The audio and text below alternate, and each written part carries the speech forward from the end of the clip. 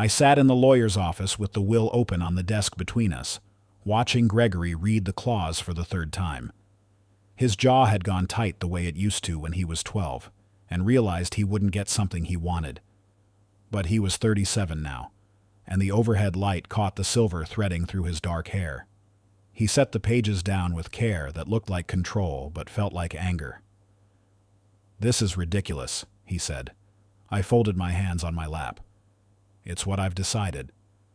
Once a month for a whole year, before I can access anything?" "That's correct." He looked at the lawyer, a woman named Patricia Chen who had known our family for 20 years. She gave him nothing. Gregory turned back to me and I saw him calculate. Behind his eyes was the same arithmetic that had kept him away for a decade. Value versus cost. Effort versus return. "What if I can't make it 1 month?" he asked. "Then the clock resets," I said. 12 consecutive months, Gregory. Miss 1, and you start over." He stood, and the chair scraped. He was taller than me now by 2 inches, but I remained seated, hands still folded. He wanted me to feel small.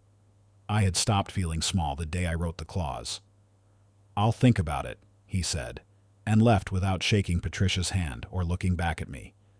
Patricia waited until the door clicked. "He'll come," she said. "I know." "And you're ready for that?"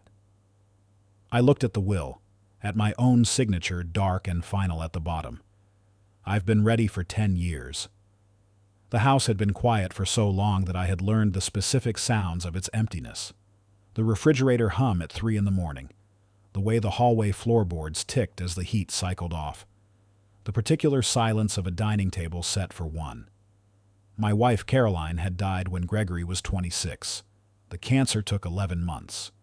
Gregory came to the funeral, stood beside me at the grave, accepted condolences with a solemn face, and then drove back to his life 3 hours north. He called twice in the first month, once in the second. After that, nothing but a text on my birthday, and a card at Christmas with no return address, just his name printed at the bottom. I had retired from the engineering firm the year after Caroline passed. The pension was enough. The house was paid off. I filled my time with the routines of a man who had accepted solitude but had not chosen it. Morning coffee on the porch, lunch at the diner on Tuesdays, volunteer work at the library on Thursdays. A life measured in small, predictable increments. I did not feel sorry for myself. I had raised a son, loved a wife, built a career, but I also knew that Gregory's absence was a choice, and choices reveal character. He had always been capable of that kind of math. Even as a boy, he understood leverage. At 8, he would promise good behavior in exchange for privileges. At 15, he negotiated curfews with the precision of a contract lawyer. Caroline had called it ambition. I had called it something else, though I never said it aloud while she was alive.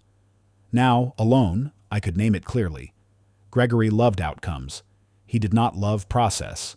He did not love the slow, unglamorous work of maintaining relationships or honoring obligations that offered no immediate return. When Caroline got sick, I saw it fully. He visited 3 times in those 11 months. Each time, he stayed less than 48 hours. He would sit beside her bed, hold her hand, say the right things. But I could see him checking his phone. I could see him calculating when he could leave without seeming callous. The last time, 2 weeks before she died, he told me he had an important presentation at work. He kissed her forehead, said he loved her, and drove away while she was still awake enough to watch him go. She never said a word against him.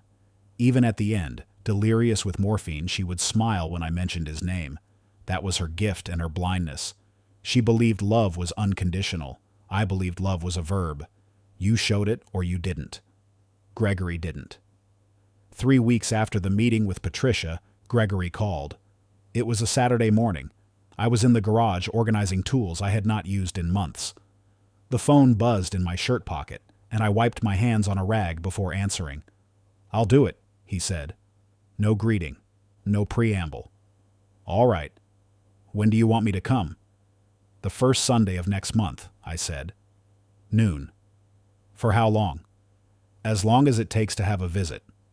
He was quiet. I could hear traffic in the background, the muffled sound of a car door closing. "What does that mean?" he asked. "It means we'll have lunch. We'll talk. When the visit feels complete, you can go." "That's vague." "It's intentional." He exhaled, a sharp sound that might have been a laugh or frustration. "Fine, I'll be there." "Good." He hung up without saying goodbye. I put the phone back in my pocket and returned to the tools. My hands were steady. He arrived 17 minutes late. I watched from the kitchen window as he parked his car, a sleek black sedan that looked expensive and immaculate. He sat inside for 2 minutes, checking his phone before finally stepping out. He wore dark jeans and a gray sweater, clothes that looked casual but probably cost more than my weekly grocery budget. He glanced at the house, at the flower beds I had weeded that morning, at the porch swing where he used to sit with Caroline on summer evenings. His face gave away nothing. I opened the door before he knocked. "Hello, Gregory." "Hi, Dad." We shook hands. His grip was firm, professional, the kind of handshake he probably used in boardrooms. I stepped aside, and he entered. He looked around the living room as though seeing it for the first time, though nothing had changed since his last visit a decade ago. Same couch, same bookshelves, same framed photo of the three of us at his college graduation. "You want coffee?" I asked. "Sure." I poured 2 mugs and brought them to the table. He sat across from me, wrapping his hands around the ceramic as though he needed the warmth. It was May. The house was not cold. "So," he said, "how have you been?" "Well enough. And you?" "Busy. Work's been intense. What are you working on?" He launched into a description of a project involving data analytics and market forecasting. His voice gained energy as he talked, the way it always did when he discussed his career. I listened without interrupting, noting the jargon, the confidence, the ease with which he inhabited that world. After 10 minutes, he ran out of momentum and took a sip of coffee. "That sounds demanding," I said. "It is, but it's what I'm good at." "I don't doubt it." Silence settled between us. He glanced at his watch, a reflex he tried to hide by shifting his wrist under the table. I stood and moved to the counter. "I made sandwiches," I said. "Turkey and Swiss." "You didn't have to do that." "I know." We ate without much conversation. He asked about the weather, about the neighbors, about whether I still went to the diner on Tuesdays. I answered simply, offering no elaboration. I was not trying to punish him with silence. I was waiting to see if he would bridge the gap himself. He didn't. When we finished, he helped clear the plates, rinsed them in the sink, and checked his watch again. "I should probably get going," he said. "I've got a long drive." "All right." He paused at the door, and for a moment I thought he might say something real. But he just nodded, said he'd see me next month, and walked to his car. I watched him leave from the porch. He did not look back. The second visit was much like the first. He arrived late. We ate lunch. He talked about work. He left after 90 minutes. The third visit, in July, he arrived on time but seemed distracted, answering a text in the middle of a question I had asked about his apartment. The fourth visit, he brought a bottle of wine, which I appreciated, though neither of us drank more than a glass. By the 5th month, I realized I was watching him the way I used to watch machines at the firm, looking for patterns, identifying failure points.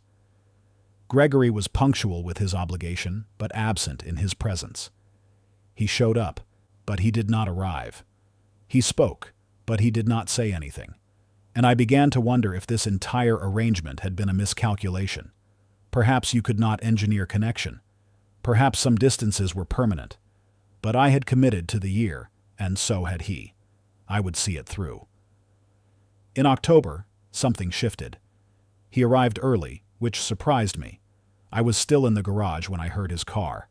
He found me there, standing in front of the workbench where I had been attempting to repair an old lamp. "Need help?" he asked. I looked at him. He had his hands in his pockets, but his posture was different, less rigid. "You know anything about wiring?" "A little. I took that shop class in high school, remember? Did remember. He had hated it. But I handed him the screwdriver, and he stepped up to the bench. For 20 minutes, we worked in quiet collaboration, passing tools, testing connections. When the lamp finally lit, he smiled, a genuine expression I had not seen in years. "Not bad," I said. "Thanks." We went inside, and over lunch he asked me about my volunteer work at the library. Not a perfunctory question, but a real one. I told him about the literacy program, about the older adults learning to read for the first time, about the dignity in their faces when they finished their first book. He listened, and when I finished, he said, "That sounds meaningful." It is. Do you ever think about doing more of that kind of thing? Like, full-time? I'm retired, Gregory. Everything I do is full-time. He nodded, and I saw something flicker across his face. Not quite guilt, but close. We finished eating, and when he stood to leave, he hesitated. "Dad, can I ask you something?" "Of course." "Why did you really write the clause? Was it just about the money, or was it something else?" I set my mug down and looked at him. "It was about seeing if you'd show up." "And have I?" "You've been here every month." "That's not what I'm asking." "I know." He held my gaze for a long moment, and I saw him wrestle with something internal. Then he nodded slowly, said goodbye, and left. But this time, when he got to his car, he turned and waved. It was a small gesture, but I felt its weight. November brought rain. He arrived soaked, having run from the car without an umbrella. I gave him a towel, and he stood in the kitchen drying his hair, laughing at his own lack of preparation. It was the first time I had heard him laugh in 10 years. "I used to love the rain," he said. "I remember. Mom used to let me play outside in it. You'd get so mad because I'd track mud everywhere. Your mother had a higher tolerance for chaos than I did." He smiled, but it faded quickly. He set the towel down and looked at me. "I think about her a lot," he said. "More than I probably should admit." "That's natural. I wasn't there enough. At the end." I did not correct him. I did not soften it. I just waited. "I tell myself I was busy," he continued. "That work was demanding, that I didn't know how bad it was. But that's not true. I knew, I just couldn't handle it. Watching her fade like that, it felt easier to stay away." "Easier for whom?" I asked. He looked down. "For me." I let the silence hold. He needed to sit with it. After a minute, he said, "I'm sorry, Dad, for all of it, for leaving you alone, for not being there, for disappearing after she died. I don't have a good excuse." I didn't ask for one. I know, but I need to say it anyway. I nodded. Apology noted. He exhaled, and some of the tension left his shoulders. We spent the rest of the afternoon talking about Caroline. He asked me to tell him stories, and I did. About how we met, about our first apartment, about the night he was born.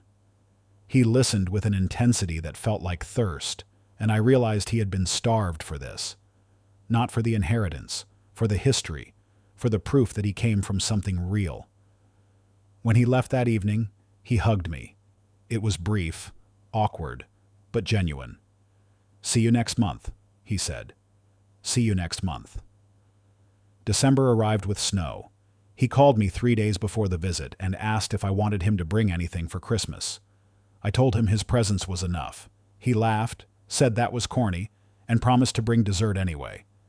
He showed up with a pie from a bakery I recognized, the same one Caroline used to love. We ate lunch, and then he helped me put up the small tree I kept in the living room.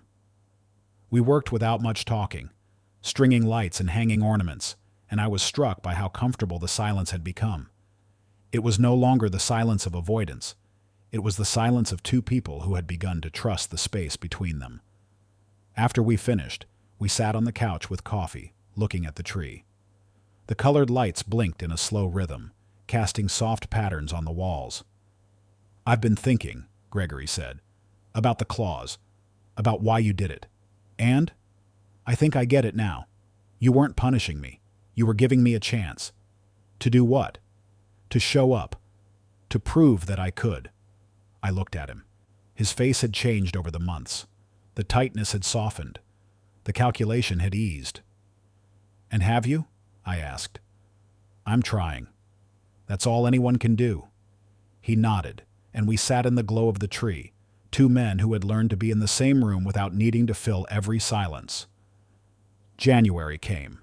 It was the 12th month, the final visit. He arrived at noon exactly, and I saw immediately that something was different. He carried a folder under his arm, and his expression was serious. "What's that?" I asked. "Something I need to show you." We sat at the table, and he opened the folder. Inside were papers, documents, printouts. He spread them out in front of me. "I've been doing some thinking," he said, "about the future, about what I want. And I realized something. I don't want to go back to how things were. I don't want to disappear again." "All right." So I talked to my boss. I told him I need to relocate. There's a branch office about 40 minutes from here. They're willing to transfer me. I'd take a small pay cut, but it's worth it. I looked at the papers, transfer requests, housing listings, a new life, sketched out in bureaucratic detail. "You're moving here?" "If you're okay with it." "Why would you do that?" He met my eyes. "Because I don't want to be the kind of person who only shows up when there's something in it for him. I want to be here, Dad. Not because I have to, because I want to." I felt something shift in my chest, something I had not felt in years. Not quite hope, but close. "You don't have to do this for the inheritance, Gregory. The year is up. The money is yours." "I know. But this isn't about the money. Not anymore." I studied him, looking for the calculation, the angle. I found none. Just a man who had spent a year learning to be a son again. "Then yes," I said. "I'm okay with it." He smiled, and it reached his eyes. We spent the afternoon going through the listings, talking about neighborhoods, logistics, timelines. He would move in March, he said, after the lease on his current apartment expired. He'd keep the same job, same title, just a different location. A smaller life in some ways, but a fuller one. As the light began to fade, we moved to the living room. I made a fire, and we sat in the warmth, watching the flames. "I need to tell you something," I said. "Okay." "The clause wasn't just about testing you. It was about testing me too." He looked puzzled. "What do you mean?" "I needed to know if I could forgive you, if I could let you back in. I was angry for a long time, Gregory. Angrier than I wanted to admit, and I wasn't sure if sitting across from you every month would make it better or worse. And it made it better. Not all at once, but piece by piece. You showed up. You kept showing up. And that mattered." He nodded slowly. "I'm glad I did." "So am I." We sat in silence, and I thought about the year. 12 visits. 12 chances to rebuild something that had been broken. It had not been perfect. There had been awkward lunches and stilted conversations, and moments when I had wondered if we were just going through motions. But there had also been laughter, and honesty, and the slow, unglamorous work of knitting two lives back together. "Dad," Gregory said quietly, "thank you for not giving up on me." "I'm your father," I said. "That's not something I know how to do." He smiled, and we watched the fire burn low. March came quickly. Gregory moved into a small house on the east side of town, close enough that I could drive there in 20 minutes. He invited me to help him unpack, and I spent a Saturday organizing his kitchen while he assembled furniture. It felt ordinary and extraordinary at the same time. A father and son, building a life in proximity again. The visits continued, but they changed. No longer obligatory, no longer transactional. He would stop by on Wednesday evenings after work. I would drive to his place on Sunday mornings for breakfast.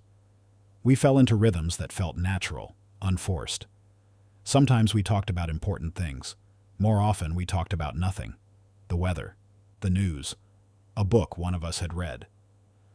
In April, he met someone, a woman named Rachel who worked in his office.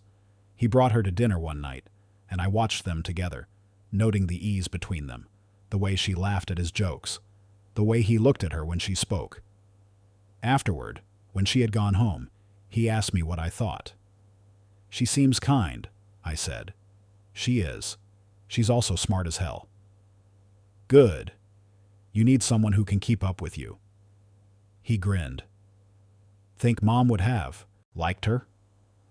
"I think your mother would have loved anyone who made you happy." He nodded, and I saw the shadow pass across his face, the grief that never fully left. But it was softer now. Not a wound, but a scar. In June, on what would have been Caroline's birthday, Gregory and I drove to the cemetery. We brought flowers, yellow roses, her favorite. We stood beside the grave in silence for a long time. Then Gregory knelt and placed the roses against the headstone. "I'm sorry I wasn't here more," he said, his voice low. "I'm sorry I left Dad alone. I'm sorry I was selfish." I put my hand on his shoulder. "She forgave you before you even needed to ask." "I know, but I needed to say it anyway." We stood there together, two men honoring a woman who had loved them both without condition. The sun was warm. The grass smelled like summer, and for the first time in a decade, I felt something close to peace. Now it is August. A year and a half since Gregory sat in Patricia's office reading the clause. A year since the final visit that fulfilled the terms of the will. 6 months since he moved back. The inheritance has been transferred. The legal obligations have been met. But Gregory still comes by every week, sometimes twice. Last Tuesday, he called and asked if I wanted to go fishing. I said yes, even though I have not fished in 20 years. We drove to the lake where I used to take him as a boy, rented a boat, and spent the afternoon on the water. We did not catch anything. We did not care. We just sat in the sun, lines in the water, talking about everything and nothing. On the drive home, he said, "I'm glad you wrote that clause, Dad." "Why's that?" "Because I wouldn't be here otherwise. I'd still be 3 hours away, convincing myself I was too busy. You forced me to show up, and showing up changed everything." I looked at him, at the profile of my son, no longer calculating, no longer distant, just present. "You did the work," I said. "I just gave you the deadline." He smiled. "Fair enough." We drove the rest of the way in comfortable silence, the kind that only exists between people who have learned to be honest with each other. When we pulled into my driveway, he turned off the engine but did not get out. "I love you, Dad," he said. It was the first time he had said it in 10 years. I felt the weight of those words, the truth of them. "I love you too," I said. He nodded, satisfied, and we climbed out of the car. That night, I sat on the porch with a cup of tea and thought about the will, about the clause, about the gamble I had taken. I had not known if it would work. I had not known if Gregory would come, or if coming would matter, or if a year of obligatory visits could undo a decade of silence. But I had believed in the power of showing up. I had believed that proximity, repeated over time, could soften even the hardest distances. I was right. The inheritance had been bait, yes, but the real gift was not the money. It was the time. 12 months of chances. 12 opportunities to prove that love was not just a feeling, but an action. Gregory had shown up, month after month, and in showing up, he had become someone I could recognize again. Someone I was proud of. Not because of his success or his career or his charm, but because he had chosen to do the hard work of repair. And I had done my work too. I had let go of the anger. I had opened the door. I had chosen to believe that people could change, even when all the evidence suggested they could not. The tea grew cold in my hands. The stars came out. Somewhere in town, Gregory was settling into his evening, maybe talking to Rachel, maybe thinking about the day on the lake. And I sat on the porch of the house where I had raised him, where Caroline had loved him, where we had built a family that had fractured and then, piece by piece, healed. I did not regret the clause. I did not regret the year. I did not regret the distance that had come before it, because that distance had taught us both what mattered. Connection was not automatic. It was not guaranteed. It required effort, consistency, and the willingness to show up even when it was uncomfortable. Gregory had learned that. So had I. And now, in the quiet of an August night, I could say with certainty that the inheritance had been worth every condition, not because of what it gave him, but because of what it gave us both. A second chance. A way back. A proof that it is never too late to choose each other again.